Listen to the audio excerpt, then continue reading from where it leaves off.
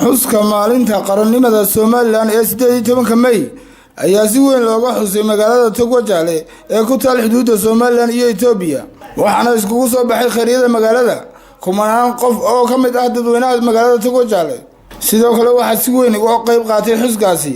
shirkadaha gaarka loo leeyahay ee magaalada sida shirkadda biyaha ee Tayo iyo shirkadda Sagaljet waxa dadweynaha reer Togwajale munaasabadan kala soo qayb galay maamulka degmada Togwajale maamulka gobolka Gabiley iyo garyaqaanka guud ee qaranka Soomaaliland fanaaniin iyo marti sharaf kale oo tiro badan waxaana mas'uuliyiintii halkaasi dadweynaha kala hadlay hadaladoodii kamid ahaa madaxweynaha jamhuuriyadda Soomaaliland mudane Axmed Maxamed Maxamuud Siiraay ha noolaado madaxweyne ku-xigeenka jamhuuriyadda Soomaaliland mudane Cabdullaahi Ismaaciil Seyni ha noolaado waxaan halkan salaan qaali uga dirayaa madaxweynaha Soomaaliland guushii ka soo hooyay socdaalkiisii taariikhiga ah ee Imaaraadka Carabta maalgashigaas oo lagu dhisay dekada berbera marka la dhisana la dhisayo in laami weyn oo afar haada oo wajaale ka bilaabmaya oo berbera qabanaya guusha iyo bishaarada madaxweynaha jamhuuriyadda Soomaaliland qarankiisa iyo dadkiisa u soo hooyay madaxweynaha jamhuuriyadda Soomaaliland qaaliga hambalyo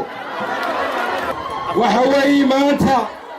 waa maalin qiimo weyn leh waa maalin dadka muwaadiniinta ah ee reer Soomaaliland maalin ku qaaliya weey oynu hambalyeynana madaxweynaha qaranka jamhuuriyadda Soomaaliland mudane Axmed Maxamed Maxamuud Siiraay iyo hoggaanka xisbiga oo u horeeyo Mujaahid Muuse Biixi Cabdi guusha ay ka soo hooyeen dalka Imaaraadka Carabta maamulka degmada ha lala shaqeeyo horumarka ha lagala shaqeeyo nabadgelyada ha lagala shaqeeyo sidaasay musqoognaysaa maaha guul nimada Soomaaliland 18 May halku dhaga sanadkan taageerano shay labaad ee martay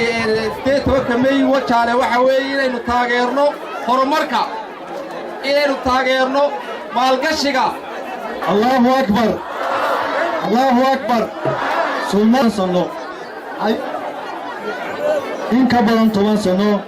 ayaa halgan wanaagsan oo hogaamiyadii jabhada mujaahidiintii Cabdirashiid Salmaan Muuse Somali Cable TV magaalada Togwajale